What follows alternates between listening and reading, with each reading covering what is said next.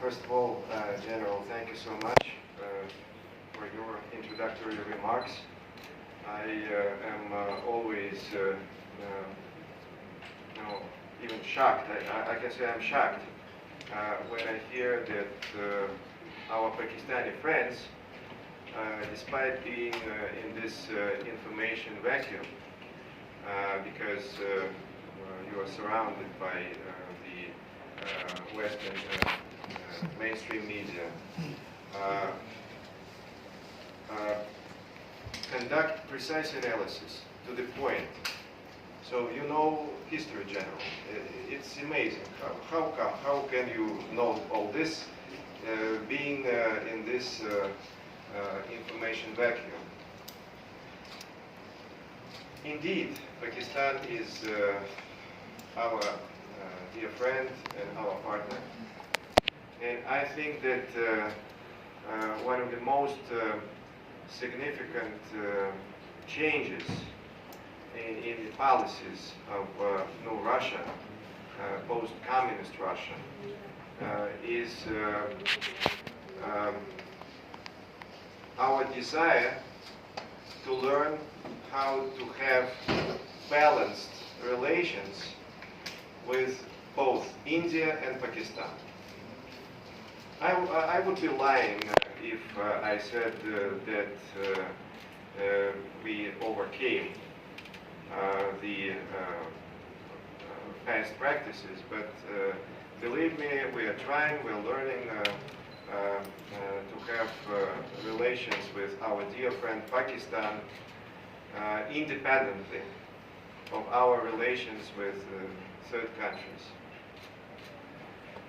Pakistan is also significant because it's a reputable state, Islamic state, with, I suppose, 240 million people as per the latest census.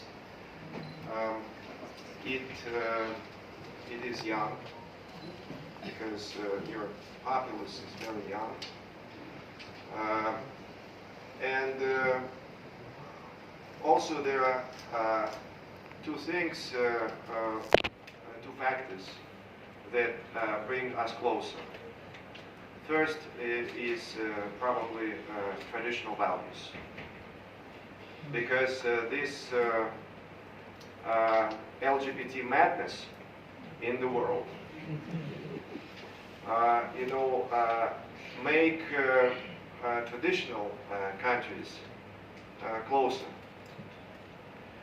So we used to have traditional values, and we will have traditional values. And we do not accept those requirements of the so-called political correctness. And then definitely we got social consensus in both our countries. If you ask people on the streets of Moscow how they, how they perceive Pakistanis, the response would be positive. The same here in Pakistan. So it's, by the way, a very interesting phenomenon that right now the West has invested more, much more. But the attitude of ordinary people, I would argue, who the Pakistanis like more. This is a phenomenon. So less money from Russia, but more love for Russia here in Pakistan. It's a phenomenon. I don't have an answer to this question. But, and I was told by my senior colleagues that during the Soviet-Afghan war in the 1980s, even at that time, the attitude of Pakistanis towards the Soviets, it could not be described as friendly because we were invaders. But it was at least neutral, at least positive. It was not hostile. it's also a phenomenon. So considering all this, I am optimistic that in the years to come, we will come even closer.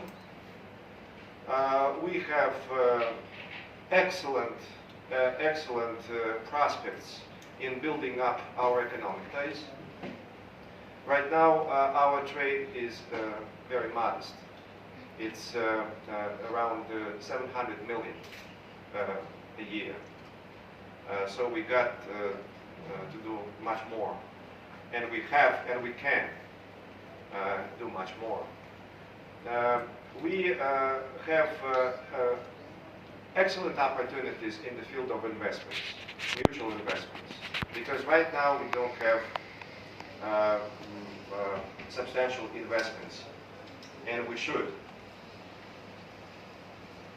At the same time, political interaction is regular, tight. We interact constructively in international organizations. We got excellent mutual understanding at the highest level. And I would dare to say that under any Pakistani administration, we used to have some kind of summit. Nawaz Sharif, 1999, April, he visited Russia. Then General Musharraf, 2003. President Zardari, 2011, and he visited two cities, Moscow, and he was smart enough to visit the native city of Putin, St. Petersburg. And definitely Prime Minister Imran Khan visited Moscow, and he was fortunate enough to be there on February 24th, 2022. Then we got excellent interaction between heads of foreign ministries. So this year alone, we had 3 personal interactions between foreign ministers and 1 phone call. So I'm saying all this not to bore you, but just to prove that we got excellent political interaction. We supported the initiative of Pakistan to declare International Day Against Islamophobia. So that was your country's initiative. It was great. We think that to insult anyone, insult religious beliefs is a crime. It's disgusting. It is disgusting. It has nothing to do with freedom of speech. So we support you, sir, and we think that that is exactly what we got to be doing. You cannot, for example, be on a plane and cry fire. It's also could be, presented by some people as freedom of speech, but you cannot do that. Then I would say that we value, and I would like to stress this, we value Pakistan's contribution to counterterrorism efforts. We do know that Pakistan was, suffering the most. 80,000 people, as per my data, lost their lives in fighting terrorism. There may be some different estimates of your economic losses, but some say that $115 billion was direct and indirect losses of Pakistan since the war on terror started in 2001. We have excellent interaction between our counterterrorism units. And as an example, I can name the counterterrorism drills called Druzhba. Druzhba means friendship. And I suppose that we will have them maybe next year, inshallah, as Pakistani partners say. We will have them, God willing, as we say in Russia, in Pakistan. So we conduct them alternatively in Pakistan and Russia. Then we have an exchange of delegations. Here I wouldn't go too far because I'm speaking in the open.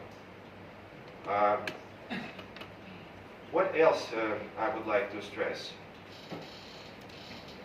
I would like to stress that we all live in a very dangerous world. And sometimes we don't understand how dangerous. Because my understanding that the West and Russia are playing chicken.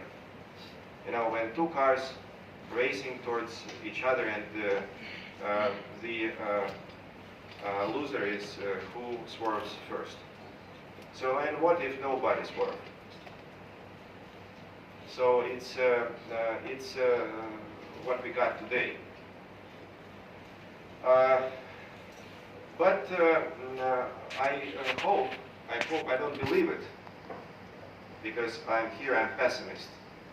But I hope that common sense will prevail, and we will have some kind of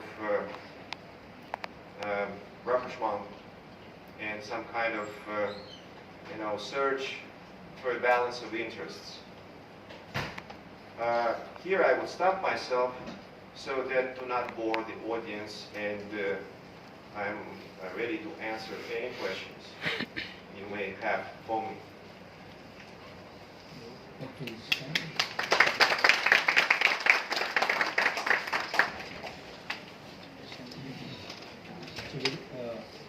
Ikra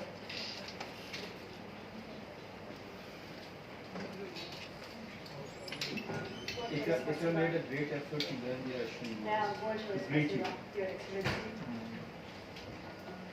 We will now open the floor for question and answers, and I would request the audience to please keep your questions short so that we can, so that we can take more questions.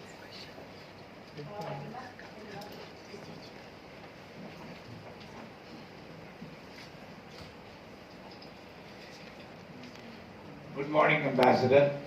It's so good to see you here. Thank you, sir. And of course, it's my privilege to have known you. Thank you. Ambassador, one question that I would like to raise, which may not be the most politically correct question, but I would like your thoughts on the burning question of the day. And before, I guess you can guess what it is. I went to London recently, and a friend of mine, British, former member of the parliament, he invited me to dinner, and there, I might have told you that there was a professor from London School of Economics who spoke about the Russian threat to NATO. So I, countered him, and I said there is no Russian threat to NATO, it's the NATO threat to Russia. So please tell us a little bit about your perspective on the Ukraine war. Thank you. First of all, I understand that I got to be very honest, and I have to operate with facts, verifiable. So I will be supporting my answer with something that you can look it up. right now, a lot of NATO members, mostly European countries, are giving away almost every weapon they have to Kiev. So I think that this is a pretty clear indicator that they never expected an attack from Russia. Otherwise, they wouldn't, transfer their weapons to a third country. Second, if we take the accumulative strength, economic and military strength, we are no match. It's also easily verifiable. And the only, I would say, obstacle in their way of, putting us in our place militarily is the known factor.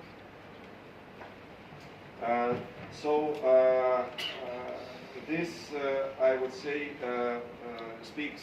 is speaking for itself. So there is no threat from Russia.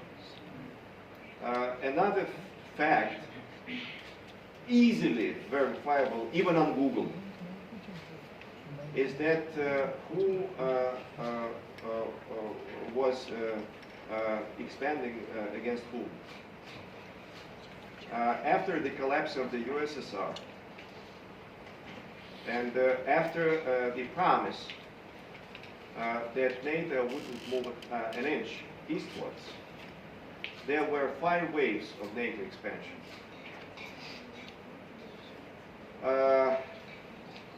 So I think even what I mentioned, sir, is some kind of food for thought.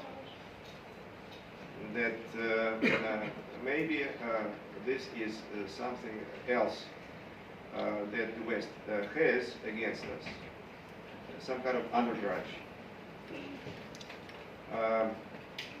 As for what's happening in Europe, I think the short answer is we wouldn't want Ukraine to be a part of NATO. This is very specific and very, concrete. When people say that it's against international law, it's debatable.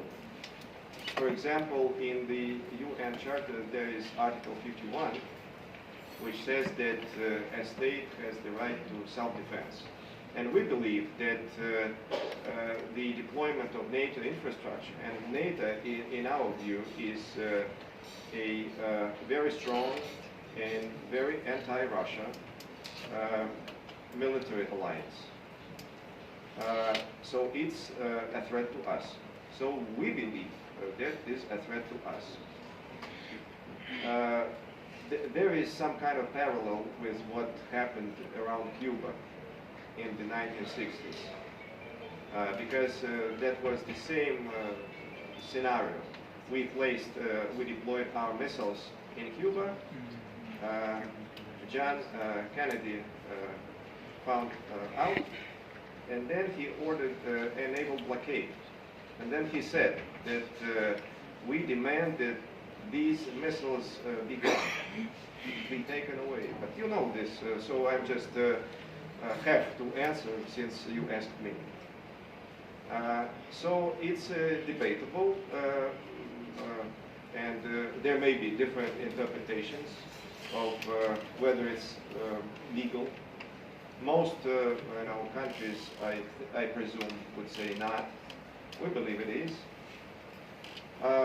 But anyway, our country perceives the developments in our neighboring state as an existential threat. That's it. When a country perceives something as an existential threat, this country acts. And all other considerations are of secondary importance. So that would be in a nutshell, sir. And there is another way, just to finish this. There is a famous American cliche. If you don't want to lose your job, in most media, in most, because definitely there are exceptions, you've got to say not only that Russia attacked Ukraine, but you have to say brutally that that was a brutal and unprovoked attack. That's it. This is a cliche. You've got to say this. And even people who have some deliberations right now on the matter, they start with this. Of course, Russia's attack was unprovoked and very brutal, but, and he expresses his point of view. I can agree as a person, as a private citizen, that the attack was brutal. Yeah, that was an attack. Yeah, it was brutal. But unprovoked. You please make your own conclusions. Sir, Abdullah, please hand over the mic to Dr. Raman. Sir. Ambassador. Thank you. Excellency, my name is Ahmed Gori. I'm the editor of a newspaper called The News in Islamabad. One question but two parts. Do you think that the constant military and financial support to Ukraine is in one way an American and the Western attempt to create another Afghanistan for Russia? And secondly, do you think that if this war goes on and the economic situation in the West, especially in Europe, becomes more bleak, there's a possibility of disintegration of the European Union? I will be frank. I don't believe that the expenses of the West are so unbearable that there will be some crises. So I think that the American economy, you remember this Godfather too, that he's been dying of the same heart attack for 20 years. So it's pretty strong, and it is very strong, and it will adapt. So we should not count on it in our foreign policy calculations. Europe is much weaker. Yeah. But I cannot, say something with certainty because I just don't know. I see negative trends.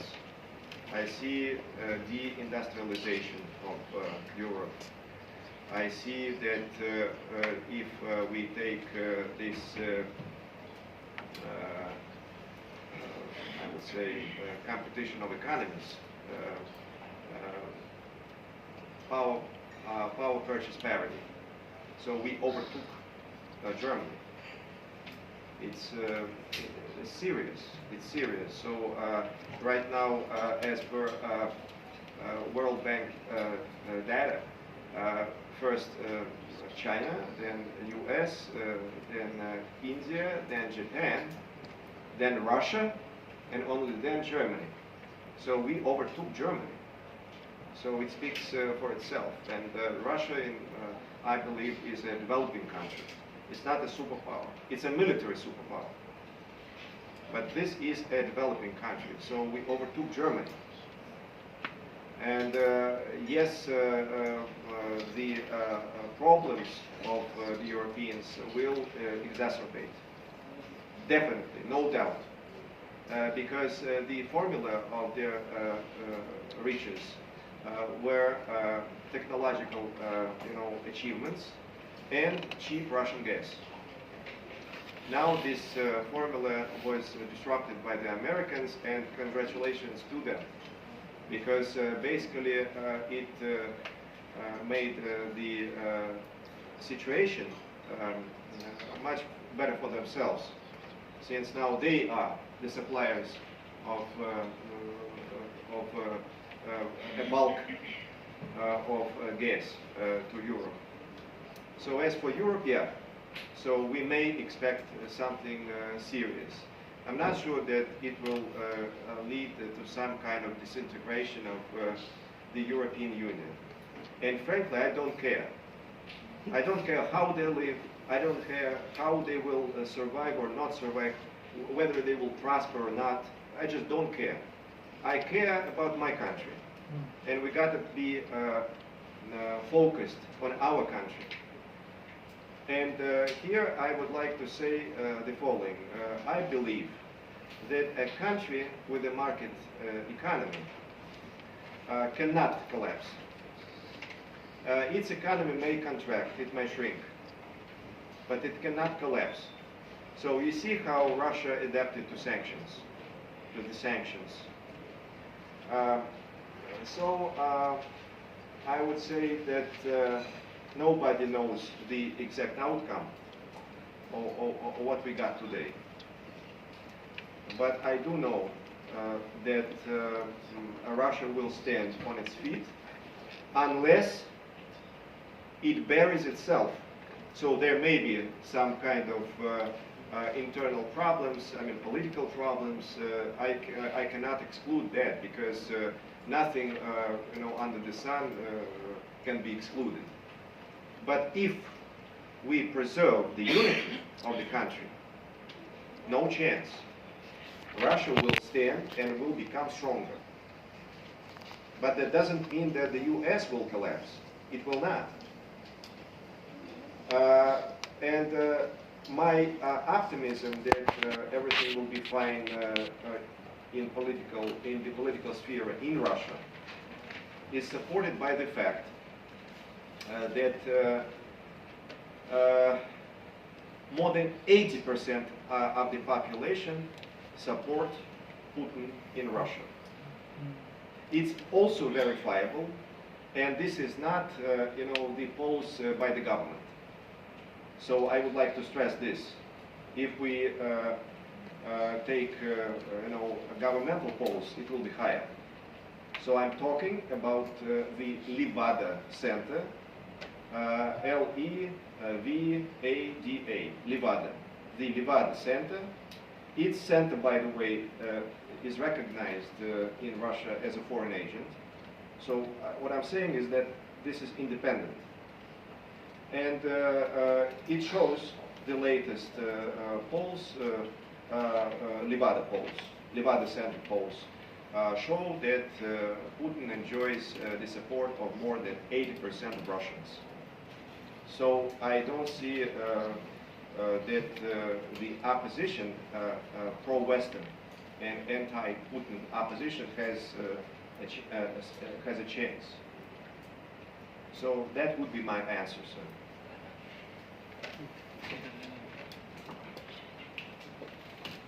Thank you. Good morning, Ambassador. It is always a pleasure to listen to you. And first of all, I would like to wish happy belated birthday to the beautiful city of Moscow, and I wish it the best. I have two short questions. One is regarding the Dvorah exercise, which has been regularly taking place between Pakistan and Russia since 2016. What was the reason that those exercises didn't materialize this year? Second, there are reports in the media that Pakistan has stopped buying Russian energy as of now. First of all, I would like to know if there is any truth to those reports, and if yes, what contributed to Pakistan's cancellation of not buying Russian energy? Thank you. As for Druzhba, we're talking about special forces. Yes. And these are elite units. So I don't know the exact reason, but you may take a look at geopolitical developments and make your own conclusions. What might be the reason? I don't know the exact reason, but what might be the reason, you can draw your own conclusions. These guys are professionals. These are special forces. As for oil, yeah. I think we are ready to continue our deliveries supplies to Pakistan is if the price is right. So purely commercial. I do not know the exact price. To be honest, even if I knew, I wouldn't tell you because we understand that this information is pretty sensitive. It's pretty sensitive. But we are for a free market. We think that attempts to hamper development, invoking one's nose into pure business interactions are doomed to fail in the long run. And we will continue to interact with any partner willing to do business with us. So that's it.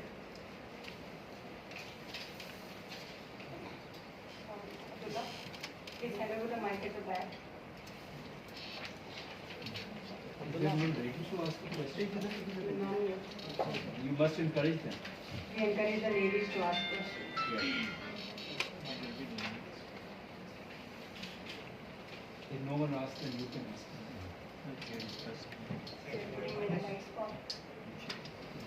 Thank you. This is Shabir Bagra from PDU World. My question is about again, as you know, we were very excited and a lot of excitement we have seen about the first consignment we received about Russian oil. And because, you know, Pakistan is suffering from inflation, which is driven by high energy prices. So what happened after that? We haven't received any other consignment. Either this project like Russian oil to Pakistan is shelved or still it is on. One thing.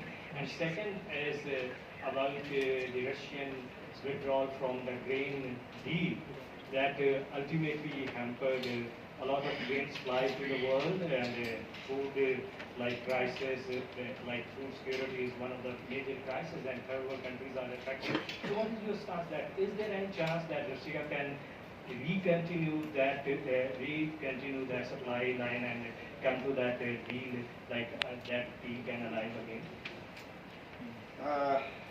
Russia demands that treaties be implemented. This grain initiative is a deal. So it has, it contains Western obligations and Russian obligations. We fulfilled our part of the deal, and we done it for a year. So when the so-called partners start implementing their own part of the deal, so we are ready to resume this deal. And I consider that just a manifestation of fear of the developing countries, before the West, because it tries to exert pressure on the side which it perceives a weaker side. We are not weaker side. So we implement our part of the deal, and we implemented our part of the deal. But the other side failed in doing that. So it fed us with nice words. But they can shove these words you know where. So we got to have some actions. We got to have some actions. They promised that we will be reconnected with SWIFT. We were promised that there will be no obstacles in the way of our export for our grain and fertilizers. Nothing was done, only sweet talk. We don't like sweet talk anymore. So this is how I would answer your question about the grain deal. So as our president and as my minister said, the day the West decides to implement their promises, and we see that very moment we resume our part of the bargain. As for the oil, I am unaware of the exact status of the negotiations because you understand that we are under sanctions and all talks are confidential and they confidentially discuss the mode of payment and the exact price and other parameters of the deal. So I am not aware, but I made my analysis from what I read, including in your paper, which has very strong connection with the energy ministry, right? That I made my analysis, and I think that this is just the matter of price. So probably the Pakistani side want this price, and we want to sell at this price. So these are just commercial deliberations, I would say. So I hope that everything will be fine, and we will find some common ground, and we will continue to trade because it's in our interest we get money. And the last thing I would like to stress, and so that everybody remembers that Russia is not the USSR anymore. We are not